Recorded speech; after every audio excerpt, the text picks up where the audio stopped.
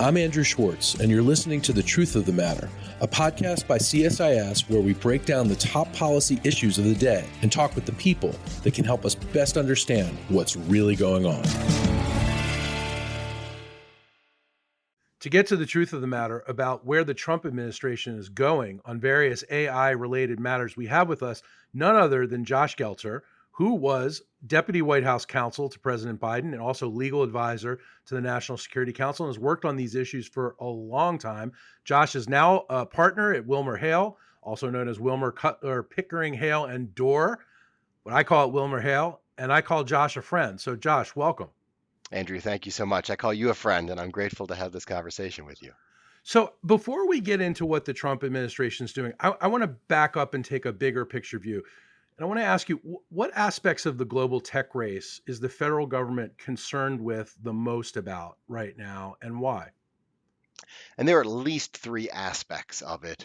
This is why it's so important to have discussions like this, because there isn't just AI policy anymore. There are AI policies. It's multidimensional. It's too complicated and too important for that. And so the three dimensions that come to mind, one is the US government wants to figure out how to keep the US private sector at the forefront of this technology. This technology is going to have all sorts of consequences for governments and the private sector and really all of human society. And the US government wants to figure out what it means to keep a US private sector that has been at the forefront, but is seeing others nip at its heels, especially coming from China, how to support that leadership and ensure that it continues. That's one. Second, the US government wants to figure out how it itself can utilize this technology more aggressively, but also responsibly. The US government often does not move as quickly as the private sector. That's not necessarily a bad thing, but other governments are using this technology, and our own is. Our government wants to figure out what it means to do that in a way that keeps up with the benefits that can be reaped and reduces the risks. And the last piece is to figure out what it means to keep the most advanced forms of the US private sector's AI technologies from reaching those outside the United States who might use it to do harm. So restricting the most advanced forms of this from getting into the hands of adversaries elsewhere in the world. Okay, so Josh, basically, I think what I'm hearing you say is that there are two major countries that are vying for AI supremacy, and that is, of course, the US and China. Everything is going to flow from there. You alluded to this, but what are the national security risks that are involved with exporting AI chips to China? And are there other steps government can do to reduce the risks to our national security? There are risks. This technology is so advanced in what it can do that to allow it to reach foreign adversaries can help their military planning, their intelligence, and ability to pick up trends, trajectories, including about us and those in the US government, but also in the private sector. It can be used in the biotech sphere for really concerning, almost nightmarish scenarios. So, one approach, not the sole approach, but one approach to this exact problem set that we saw the last administration, the Biden administration, set in motion was something called the AI diffusion rule, which divided the world into three tiers. And for the second and third tiers, and frankly, most of the world was in the second tier, placed some limits on that which could reach those countries. This was considered prudent as a way to keep the technology behind advanced AI models from being abused or exploited in the way we've been discussing. At the same time, to the extent this technology, the chips that power AI models development, isn't coming from US companies, it probably will come from Chinese companies, as you point out. And so there's been a debate, a conversation about what it means for national security as well as for the economic benefits of US companies to place those sorts of restraints. And I point to this one because May 15th is set to be the take effect day for that diffusion rule. And I think a lot of us are watching closely to see whether it takes effect, it doesn't, or it's somehow amended by the current administration before it takes effect. All right, so I'm going to be calling you back on May 15th or May 16th, and we're going to have to talk about this. Good. I But in look the, forward to it. in the meantime, you were part of the Biden administration. You were a big part of it, and you worked very hard on these issues. How does the Trump administration differ from the Biden administration in their approach to AI regulation and advancement? I do think there's a mix of continuity and, as you say, difference. And there's so much talk about discontinuity these days. Let me maybe just spend a minute on some aspects that are at least similar, Sure. because on its very first day, the Trump administration revoked a quite lengthy executive order issued by the Biden administration on the US government's own use of AI, really not in the national security space. And moreover, set in motion a review of other Biden administration documents that flowed from it, which presumably includes a review of things like the National Security Memorandum on AI's use in the national security parts of the executive branch to see whether those documents should persist or be revoked or amended. Now, what we've seen so far are two memos issued on April 3 from Trump's own Office of Management and Budget. And they read a lot like some Biden era guidance. They call on the executive branch to determine different risk levels that employing AI might involve, to establish guardrails for both, but even higher guardrails when there's higher risk, to ensure that there are AI leads at different parts of the executive branch being responsible for how this technology is being used. They also call for testing and auditing to ensure that it's being used in the ways intended and not having adverse or unexpected consequences. Now, there is some difference. For example, I think there's less of an emphasis on some of the themes you might have seen from Biden era documents, like diversity and equity and the challenges that AI could pose to those. You don't see those from the Trump administration documents. You probably don't expect to. But overall, those documents have as much continuity, and I would argue more than discontinuity. Josh, let's talk about companies. How have American companies responded to chip restrictions and the government's approach to the advancement of the private sector, which is so critical in this space? Yeah, and those, chip restrictions include the AI diffusion rule I mentioned. And look, U.S. companies, quite understandably, they want to sell their goods, at least most of them. They make these chips. These chips can be quite profitable, and they want to sell them to Americans, but also elsewhere in the world. Indeed, a couple of U.S. companies made chips just below what had been the Commerce Department's threshold, above which sales to China were barred. And just in recent days, the Department of Commerce said no, those actually are now barred too. Those are too advanced to be sold to a country like China. That's, I assume, not what those U.S. producers wanted to see, though also presumably they will be able to sell those elsewhere in the world. But this is a conversation. It's a conversation that sounds in the economic dimension, U.S. companies who want as much of a market for their really, really excellent work as possible. But it does sound in the national security dimension. And even there, you have those who say the national security imperative is restraining, at least for certain destinations, these chips, which can lead to really advanced AI models from getting there, versus also an argument that sounds in national security that it's better to have those US technologies in the hands of even challenging actors than to have what seems to be the most obvious alternative, which are Chinese produced products. So that's a debate in some ways within the national security fault line. Right. So there's some real concern that if United States companies back away from selling in China, that Chinese companies like Huawei could become dominant in this space and outsell us all over the world, which then hurts our competitiveness, et cetera, et cetera. What do you think about that? Look, it is an argument within the national security space. I think the counters to that exist too. The counters to that are, first of all, the U.S. stuff, at least for now, it is the best. That's why those around the world want it. And this has its parallels in other technologies. Maybe not ones that will prove as consequential to the fate of humanity as AI, but in other areas too, we as a country through our government restrict the private sector here in the United States from selling things that otherwise could be even more profitable if sold elsewhere because it's just so advanced and it can't be fully replaced by foreign sourcing, by foreign alternatives. That's the debate you see right now. You have in place, or in motion at least, this diffusion rule as one fault line or notable moment for it.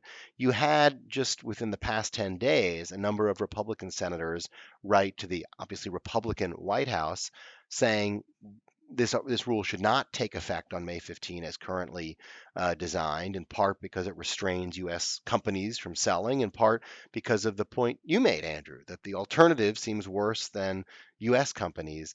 And my understanding is you have a very lively debate going on within the administration as to how to approach first that May 15 date and this particular rule, but more broadly, this question of how much or how little or in what ways to restrain US sales of these very advanced technologies. So let's talk about that. I want to talk about how this administration's thinking about the government's own own adoption of AI.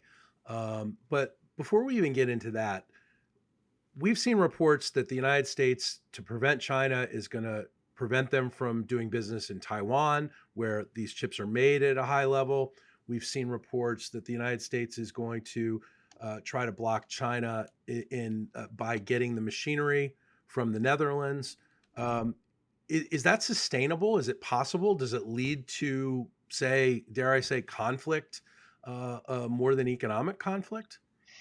It is a remarkable thing that as much as AI technologies and the chips that power them have become global, the really exquisite ones, the ones that can lead to a generation of frontier models, are made in relatively few places, with Taiwan being critical to the global supply, and that the extraordinarily fine tools that are used to make them are themselves made in a very limited number of places, including a key company in the Netherlands. And so, which way does that cut for the very good question you pose? I think some argue it cuts in favor of there being an ability to control this stuff, or at least restrict it. And given that it is the best in the world of its type in each category, that it's worthwhile to do so given the stakes and the consequences.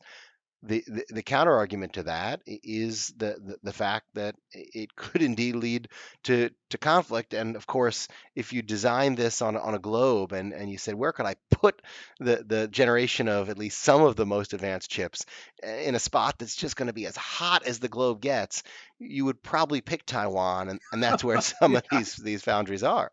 You couldn't have landed on a more contentious place Can't make short this of the stuff up. Middle East. That's right.